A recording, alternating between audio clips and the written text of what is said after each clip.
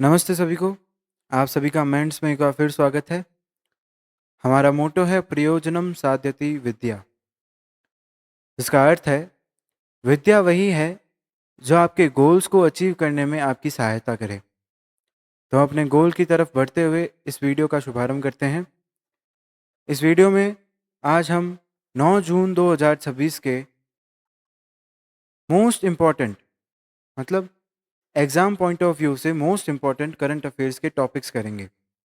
वो टॉपिक हम question format में करेंगे जो कि अलग अलग थीम्स के अंदर डिस्ट्रीब्यूटेड है। जिसके अंदर हमारी पहली थीम है polity and governance. Polity and governance के थीम के अंदर हमारा फर्स्ट क्वेश्चन है, हमारा पहला question, which which authorise body of India directed to discontinue newspaper for packaging food items. ये क्वेश्चन हमसे पूछ रहा है कि कौन सी अथॉरिटी, इंडिया की अथॉरिटी ने न्यूज़पेपर को फूड आइटम्स को पैक करने के लिए डिसकंटिन्यू कर दिया है। तो हमारे ऑप्शंस हैं food safety and standard authority of India FSSAI, agricultural and process food products export development authority APEDA, food corporation of India FCI, bureau of Indian standards BIS। ये चार अलग अलग तरीके की अथॉरिटीज़ हैं जो कि इंडिया के अंदर package food, package pack and ये चार अलग अलग तरीके की इंडिया की अथॉरिटीज़ हैं जो कि packaging and food product development के ऊपर कार्य करती है। पर इस क्वेश्चन का आंसर है FSSAI, food safety and standard authority of India. इसका एक्सप्लेनेशन हम देखते हैं। FSSAI, citing Food Safety and Standards Packaging Regulation 2018, directed to discontinue newspapers for packing food items। FSSAI ने food safety and standard packaging regulation 2018 के तहत newspaper को discontinue किया है फूड आइटम्स को पैक करने के लिए। ऐसा उन्होंने क्यों किया है? क्योंकि ये न्यूज़पेपर के अंदर हार्मफुल केमिकल्स होते हैं जो कि उसकी प्रिंटिंग इंक्स के अंदर मौजूद होते हैं, जैसे कि लेड और अदर हैवी मेटल्स, जो कि लंबे समय तक कंज्यूम करने से हेल्थ रिस्क के अंदर बहुत हमारी हेल्थ के अंदर बहुत बड़ा रिस्क पैदा कर सकते हैं।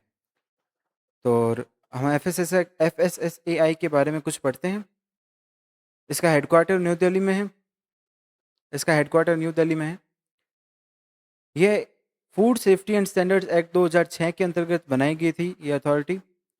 इसकी मिनिस्ट्री है ministry of health and family welfare, और इसका रोल ये है कि ये साइंस बेस्ड स्टैंडर्ड्स डिक्लेयर करती है अपने आर्टिकल्स के द्वारा, जो कि food manufacturing, storage, distribution, sale and import को रेगुलेट करने के अंदर कार्य सिद्ध होता है। यह licensing, registration of food business operators and monitoring safety composition के लिए भी रिस्पॉन्सिबल है। इसके अंदर 22 मेंबर हैं, जिसके अंदर एक चेयरमैन है और 22 मेंबर हैं, और 1/3 जो इसके मेंबर्स हैं वो वुमेन है। ये FSSAI का लोगो है। FSSAI का लोगो मैंने इसलिए दिखाया है ताकि इमेजरी की वजह से आपके रिकग्निशन के अंदर कोई दिक्कत ना हो। FSSAI कुछ ऐसा लोगो अपने सर्टिफिकेट्स पे भी निकालती है। तो हम अपने अगले क्वेश्चन की तरफ बढ़ते हैं।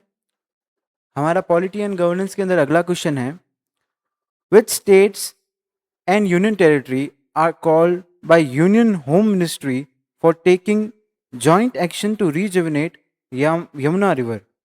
ये क्वेश्चन हमसे पूछना चाहता है, ऐसे कौन से स्टेट्स या यूनियन टेरिटरीज हैं जिन्हें होम मिनिस्ट्री द्वारा एकत्रित किया गया है यमुना रिवर को वापस सही करने के लिए।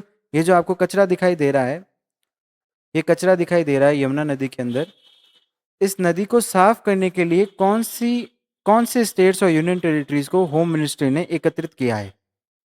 तो हम देखते हैं ऑप्शंस, दिल्ली, हरियाणा, उत्तर प्रदेश या ऑल ऑफ द अबव। इस क्वेश्चन का आंसर है all of the above. Union home ministry ने दिल्ली, हरियाणा, उत्तर प्रदेश को एकत्रित किया है यमुना नदी को रिजुविनेट करने के लिए। अब हम थोड़ा यमुना नदी के बारे में पढ़ते हैं। यमुना नदी का ओरिजिन यमुनोत्री ग्लेशियर से होता है, जो कि बंदरपंच पीक गढ़वाल हिमालय के अंदर है, जिसकी लंबाई 6387 इसकी हाइट है। और लेंथ जो है अपनी यमुना नदी की वो है 1376 किलोमीटर, जो कि इसे गंगा की सबसे लंबी ट्रिब्यूटरी बना देता है। और यह गंगा नदी में त्रिवेणी संगम, जो कि प्रयागराज में है, वहाँ मिलती है। हिमालय की इसकी जो ट्रिब्यूटरीज है वो है ऋषि गंगा, हनुमान गंगा, टॉन्स और गिरी। मतलब हिमालय से जो इसके अंदर सहायक सहायक नदियां मिलती है वो गिरी है, टॉन्स है, हनुमान गंगा है और ऋषि गंगा है। और प्लेन्स, मतलब प्लेन्स के अंदर जो इसकी सहायक नदियां हैं, ट्रिब्यूटरीज हैं, वो हैं हिंदौन, चंबल, सिंध, बेटवा और केन। तो याद रखने की चीज़ ये है कि प्लेन से जो इसकी सहायक नदियाँ मिल रही है वो है केन, बेटवा, सिंध, चंबल, हिंडौन। और हिमालय से जो इसकी सहायक नदियाँ हैं वो गिरी, टॉन्स, हनुमान गंगा और ऋषि गंगा। इसकी लार्जेस्ट ट्रिब्यूटरी, मतलब इसकी सबसे लंबी, सबसे बड़ी जो सहायक नदी है वो है टॉन्स नदी, टॉन्स रिवर, जो कि यमुना नदी का 60% 60% पानी यमुना नदी के अंदर एकत्रित करती है। इसके बेसिन्स हैं उत्तराखंड में, हिमाचल प्रदेश में, हरियाणा में, दिल्ली में, यूपी में, राजस्थान के अंदर चंबल है, मध्य प्रदेश। और ये इन इन सब स्टेट्स के अंदर इसके बेसिन्स हैं यमुना नदी के। इसका यूनिक फीचर ये है कि ये ऐसी लॉन्गेस्ट नदी है, मतलब लंबी नदी है भारत की, जो कि डायरेक्टली किसी भी समुद्र या वाटर बॉडी के अंदर नहीं जाती। Longest river in India that does not directly flow into the sea. ये जो आपको तस्वीर दिख रही है ये यमुनोत्री धाम है, जो कि बंदरपुंज पहाड़ी पे है। यहाँ से ये एक यमुना नदी का उद्गम स्थल है। यहाँ से यमुना नदी ओरिजिनेट होती है। और ये इमेज भी मैंने आपको फिर से इसीलिए दिखाई है ताकि आपके दिमाग के अंदर इसकी इमेज बैठ जाए और आपको याद करने में आसानी हो। तो इसी के साथ हम अगले क्वेश्चन की तरफ बढ़ते हैं। अगले क्वेश्चन के साथ हमारी नई थीम स्टार्ट हो गई है, जो कि है nation and states. Nation and states के अंदर पहला क्वेश्चन है, major Abhilasha Barak was awarded the 2025 UN Military Gender Advocate of the Year award for her significant contributions. In which branch of the Indian Armed Forces did she belongs? ये question हमसे पूछना चाह रहा है कि मेजर अभिलाषा बराक जो है, उन्हें 2025 का UN military gender advocate of the year award मिला है उनके सिग्निफिकेंट कॉन्ट्रीब्यूशंस की वजह से। अब सवाल ये है कि ये इंडियन आर्म फोर्सेस के अंदर कौन सी आर्म फोर्स को बिलोंग करती है। हमारे ऑप्शंस हैं Indian navy, Indian coast guard, Indian army या इंडियन एयरफोर्स। इसका आंसर है Indian army. Major Abhilasha Barak जो है वो इंडियन आर्मी से बिलोंग करती है। हम अब इसकी एक्सप्लेनेशन की तरफ बढ़ते हैं। मेजर बराक ने एंगेजमेंट टीम कमांडर के रूप में और जनरल फोकल पॉइंट के with in United nation interim force, जो कि लेबनान की एक इंटरिम फोर्स है, उसके अंदर कार्य किया, अपनी सर्विसेज दी, जिसकी वजह से उन्हें इस अवार्ड को सौंपा गया है। और इस अवार्ड के बारे में अगर हम कुछ जानें तो ये अवार्ड 2016 के अंदर ऑफिस ऑफ मिलिट्री अफेयर्स और डिपार्टमेंट ऑफ पीस ऑपरेशन, जो कि यूएनएससी के हैं, द्वारा शुरू किया गया, जो कि किस एफर्ट्स को और डेडिकेशन को प्रमोट करने का कार्य करता है, जो एफर्ट्स यूएनएससी के रेजोल्यूशन 1325 के अंतर्गत हों। अब रेजोल्यूशन 1325 हमें क्या बताता है कि resolution 1325 urges all actors to increase the participation of women and incorporate gender perspectives in all United Nations peace and security efforts.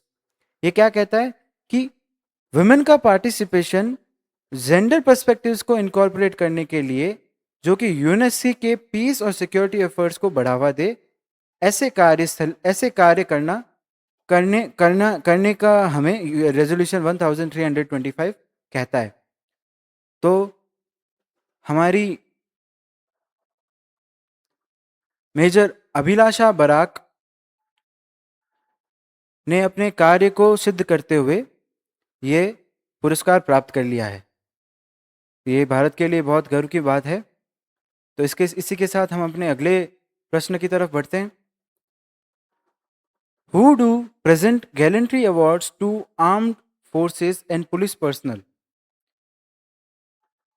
Who do present gallantry awards to armed forces and police personnel? इस question का अर्थ यह है कि कौन arm forces और police personnels को gallantry award प्रदान करता है। तो हमारे ऑप्शन हैं prime minister, home minister, defence minister या प्रेसिडेंट। तो इसका ये बहुत ही इजी क्वेश्चन है, इसका आंसर है प्रेसिडेंट। हमारे पास कौन कौन से गैलेंट्री अवार्ड्स हमारे वीरों को दिए जाते हैं, उसकी इमेज मैंने यहाँ आपको दिखाई है ताकि आपको याद करने में आसानी हो। तो हमें परमवीर चक्र, महावीर चक्र, वीर चक्र, अशोक चक्र, कीर्ति चक्र और शौर्य चक्र, 6 गैलेंट्री अवार्ड्स के बारे में पढ़ना है। तो आपने इमेजेस देख ली, अब हम इनके बारे में पढ़ते हैं। प्रेसिडेंट ऑफ इंडिया द्वारा गैलेंट्री अवार्ड्स को प्रदान किया जाता है, जो कि आर्म फोर्सेस और पुलिस पर्सनल्स को दिए जाते हैं। गैलेंट्री अवार्ड्स क्या है कि ये आर्म फोर्सेस और पुलिस पर्सनल के जो सोल्जर्स हैं, जो पुलिसमैन हैं, उनकी ब्रेवरी, वलॉर, सेल्फ सेक्रीफाइस को वॉर टाइम और पीस टाइम दोनों के अंतर्गत ध्यान में लाते हुए पुरस्कार को दिया जाता है। प्रेसिडेंट ऑफ इंडिया, जो कि सुप्रीम कमांडर होते हैं आर्म फोर्स के, ये याद रखने वाली बात है। बहुत से एग्जाम्स के अंदर ये पूछा गया है कि who is the supreme commander of arm forces. तो याद रखना है कि president of India is the supreme commander of arm forces. 2 बार इन पुरस्कारों को, गैलेंट्री अवार्ड्स को अनाउंस करती हैं, रिपब्लिक डे को जो कि जनवरी 26 और इंडिपेंडेंस डे को जो कि अगस्त 15। अब इस पुरस्कार को देने वाली नोडल मिनिस्ट्री जो है वो है मिनिस्ट्री ऑफ डिफेंस, जो कि आर्म फोर्सेस और मिनिस्ट्री ऑफ होम अफेयर्स, जिसके अंदर हमारे कोस्ट गार्ड वगैरह आते हैं, उनसे हर साल 2 बार रिकमेंडेशंस मांगते हैं कि किस किस पुलिसमैन या आर्म फोर्सर को या सोल्जर को यह पुरस्कार मिलना चाहिए। यह पुरस्कार हमने दो अलग अलग तरीके के पुरस्कार हैं हमारे पास, जो कि वॉर टाइम और पीस टाइम के। वॉर टाइम के अंदर परमवीर चक्र जो कि हाईएस्ट है, महावीर चक्र और वीर चक्र, और पीस टाइम के अंदर अशोक चक्र जो कि पीस टाइम का हाईएस्ट है, कीर्ति चक्र और शौर्य चक्र। ऐसे देखें तो सबसे हाईएस्ट परमवीर चक्र, फिर अशोक चक्र फर्स्ट, सेकंड, फिर महावीर चक्र, फिर कीर्ति चक्र, फिर वीर चक्र और फिर लास्ट में शौर्य चक्र। ये इसकी पावर प्रेसिडेंसी है। सबसे हाईएस्ट है परमवीर चक्र और सबसे लोएस्ट है शौर्य चक्र। पर हमने इनको वॉर टाइम और पीस टाइम के हिसाब से डिफ्रेंशिएट करके हमने एक्सप्लेन किया है। तो हम अपने अगले क्वेश्चन की तरफ बढ़ते हैं। अब हमारी अगली नई थीम स्टार्ट हो गई है अगले क्वेश्चन के साथ, जो कि है इंटरनेशनल रिलेशंस। इंटरनेशनल रिलेशंस में हमारा पहला क्वेश्चन है, recently which country linked it's payment interface with India's unified payment interface. कौन सी ऐसी कंट्री अभी बनी है जिसने अपने पेमेंट इंटरफेस को भारत के पेमेंट इंटरफेस, जो कि यूपीआई है, यूनिफाइड पेमेंट इंटरफेस, से लिंक किया है। तो हम देखते हैं इस क्वेश्चन के ऑप्शंस देखते हैं। अमेरिका, चाइना, नेपाल या साउथ अफ्रीका। हमारे पास 4 ऑप्शन है, जिसके अंदर सही ऑप्शन है नेपाल। नेपाल अभी एक ऐसा देश बना है जिसने अपने नेशनल पेमेंट इंटरफेस जो कि एनपीआई है, उसे हमारे भारत के यूनिफाइड पेमेंट इंटरफेस के साथ लिंक किया है रेमिटेंसेस रेमिटेंसेस को फैसिलिटेट करने के लिए। रेमिटेंसेस क्या होते हैं कि मान लीजिए नेपाल से कुछ लोग भारत में कार्य करते होंगे।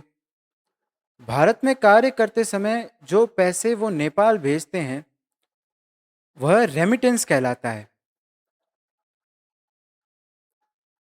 उस रेमिटेंस को बढ़ावा देने के लिए एनपीआई और यूपीआई को लिंक कर दिया गया है, ताकि ये जो मूवमेंट ऑफ मनी है, कैपिटल का मूवमेंट है, वो इजीली हो। अब हम यूपीआई के बारे में कुछ चर्चा करते हैं। यूपीआई 11 अप्रैल 2016 को लॉन्च किया गया था एनपीसीआई के द्वारा। National payment corporation of India, NPCI की फुल फॉर्म है। इसका डेवलपमेंट जो था वो इंस्टेंट पेमेंट सिस्टम के तौर पे एनपीसीआई ने किया था, और ये आरबीआई की देखरेख के अंदर होता है। डिजिटल इकोनॉमी को बूस्ट करने के लिए यूपीआई ने लगभग 85% इंडिया का और 49% ग्लोबल रियल टाइम पेमेंट्स को प्रमोट किया है। तो ये हमारी डिजिटल इकोनॉमी को भी फायदा दे रहा है। तो इसी के साथ हम अपने अगले क्वेश्चन की तरफ बढ़ते हैं।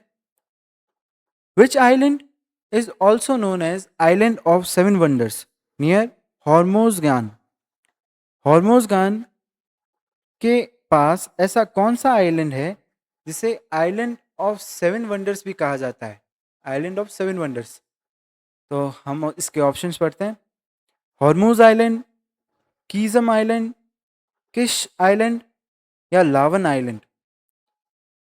हॉर्मोज आइलैंड, किस्म आइलैंड, किस आइलैंड या लावन आइलैंड? इसका आंसर है किस्म आइलैंड।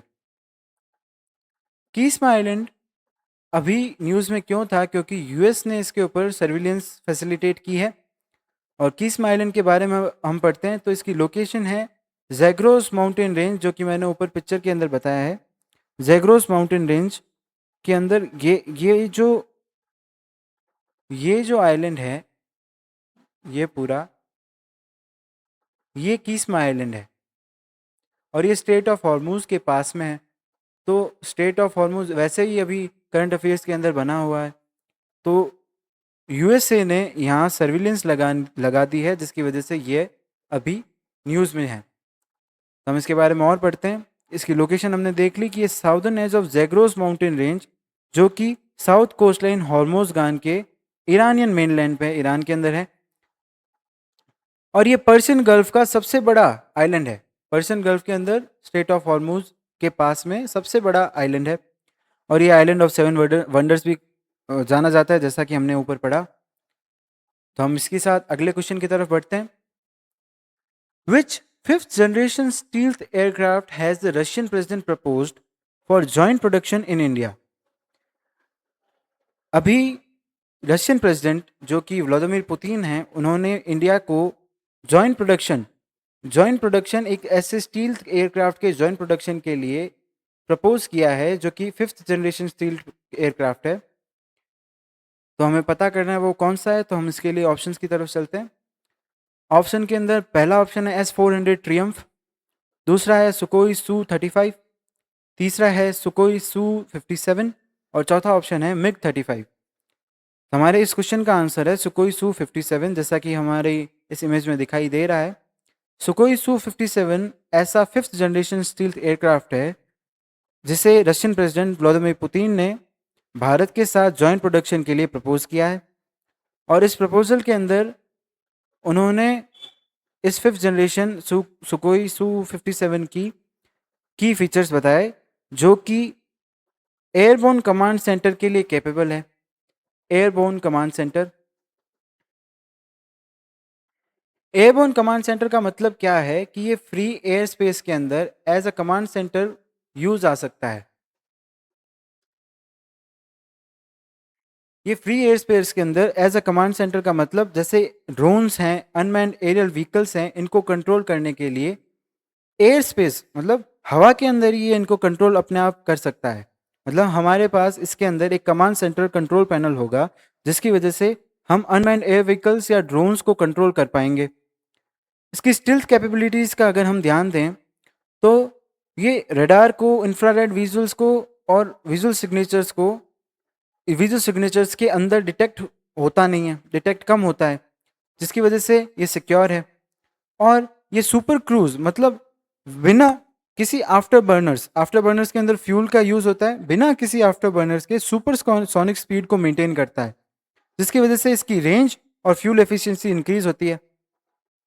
और इसके एवियोनिक्स की अगर हम बात करें, एवियोनिक्स का मतलब इन एयर फीचर्स की बात करें, तो इसके अंदर मल्टीपल सेंसर्स लगे हैं, जिसकी वजह से ये सिचुएशनल अवेयरनेस मतलब हवा के अंदर अपनी सिचुएशन, अपनी पोजीशन के बारे में फुल्ली अवेयर्ड है, 360 डिग्री अवेयर्ड। एवियोनिक्स की बात कर ली। अब हम आगे चलते हैं इसकी नेटवर्किंग का मतलब क्या है कि इस इस एयरक्राफ्ट का किसी ना किसी कमांड सेंट्रल पैनल कंट्रोल्स की या हेडक्वार्टर्स के अंदर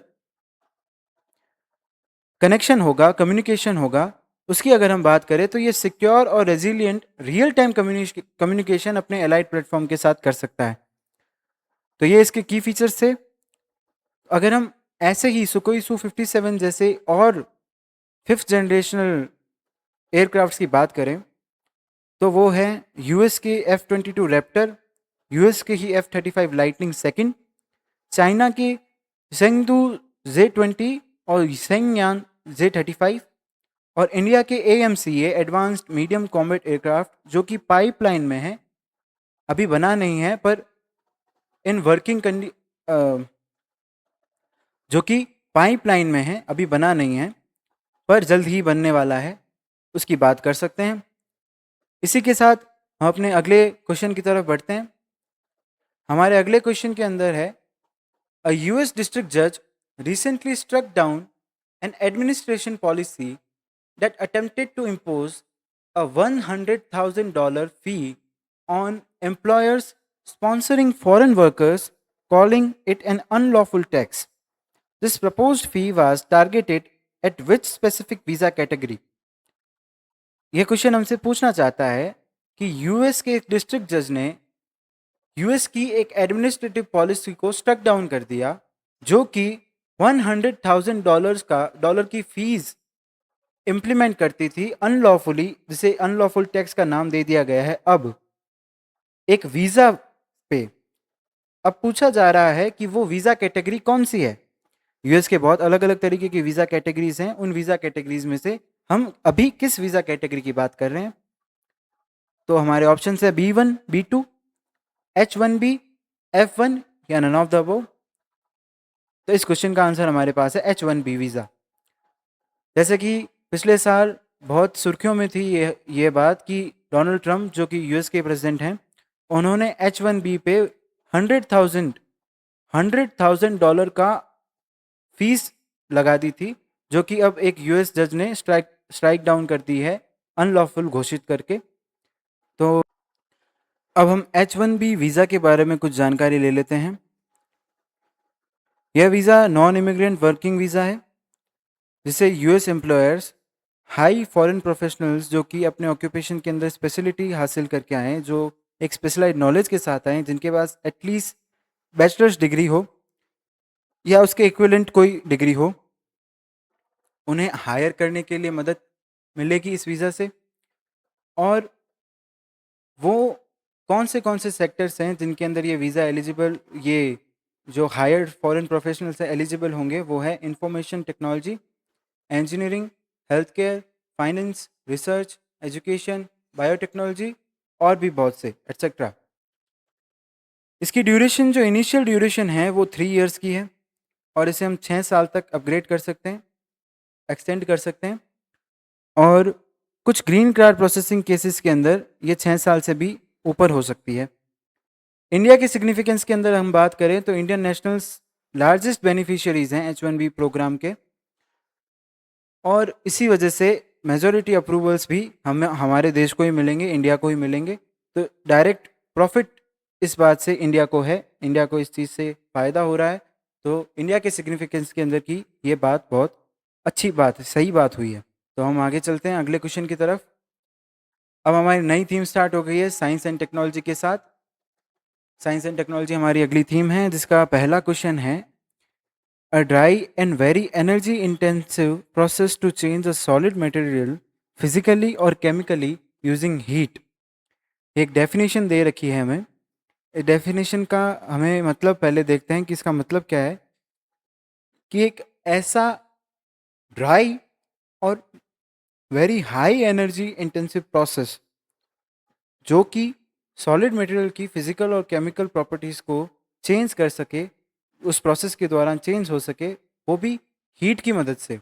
ऐसा कौन सा प्रोसेस है? तो हम इसके ऑप्शन देखते हैं। ये हमें इस इमेज के द्वारा हम इस प्रोसेसिंग को देख सकते हैं।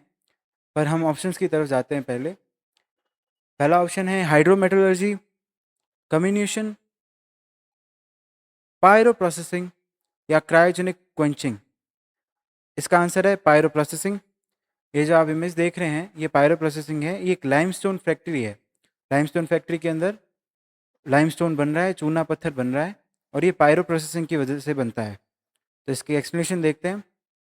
Pyroprocessing is a way in which a solid material physically और केमिकली यूजिंग हाई टेम्परेचर, ये हम बना सकते हैं।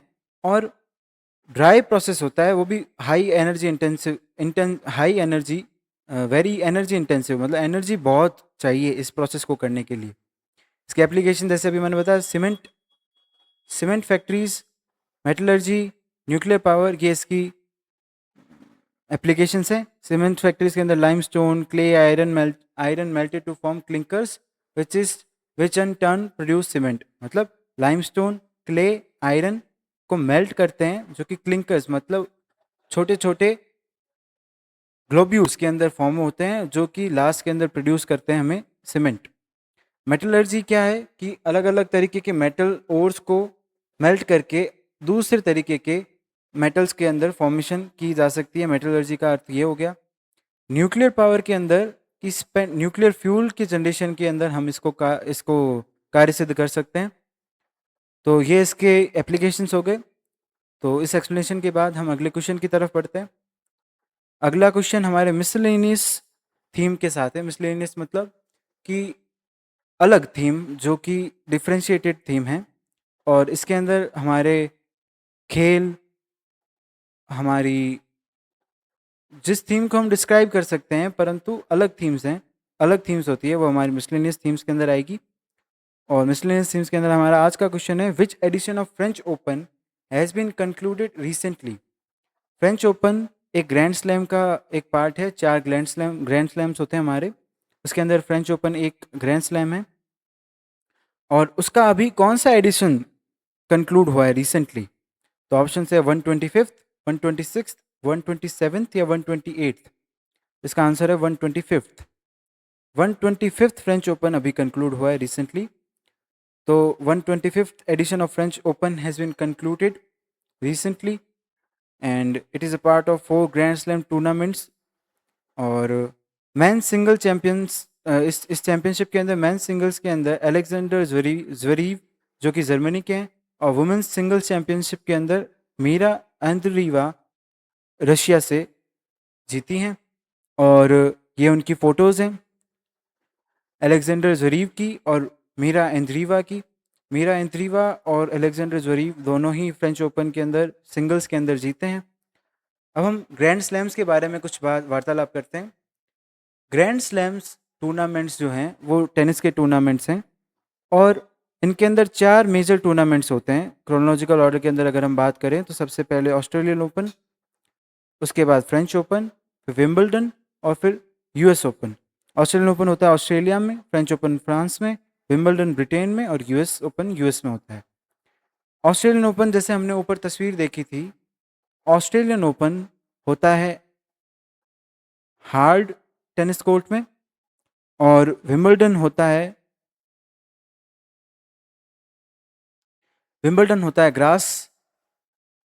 ग्रास टेनिस कोर्ट में। यूएस ओपन होता है हार्ड टेनिस कोर्ट में, और फ्रेंच ओपन क्ले कोर्ट में। जैसे ऊपर तस्वीर दी है हमने, ये ब्लू टेनिस कोर्ट जो है वो हार्ड टेनिस कोर्ट्स हैं, ये क्लेई कोर्ट है और ये ग्रास कोर्ट है। तो ये फ्रेंच ओपन हो गया, ये विंबलडन हो गया, ये यूएस हो गया और ये ऑस्ट्रेलियन ओपन हो गया। तो ये इमेजेस हम इसलिए देते हैं ताकि आप ज़्यादा से ज़्यादा इमेजेस व्यू, हम जो चीज़ करते हैं, हम आँखों से जो चीज़ देखते हैं वो हमें ज़्यादा अच्छे से याद रहती है, क्योंकि वो एक हमारे दिमाग के अंदर जगह बैठा लेती है। उससे हमें रिकॉग्नाइज़ करने में बहुत आसानी होती है। तो हम ज़्यादा से ज़्यादा इमेजेस लाने की कोशिश करते हैं, जिससे एक इंटरेक्शन बने और हमें याद करने में आसानी हो। तो ये हमारा आज का लास्ट क्वेश्चन था हमारे सेशन का। तो इसी के साथ आज के सेशन को हम यहाँ विराम देते हैं। धन्यवाद। आपका दिन मंगलमय हो। और ऐसे ही वीडियोस देखने के लिए आप हमारे चैनल को सब्सक्राइब कर सकते हैं, वीडियो को लाइक कर सकते हैं और वीडियो को ज़्यादा से ज़्यादा शेयर कीजिए, ताकि ज़्यादा से ज़्यादा लोगों तक ये इन्फॉर्मेशन पहुंच सके। धन्यवाद। जय हिंद, जय भारत।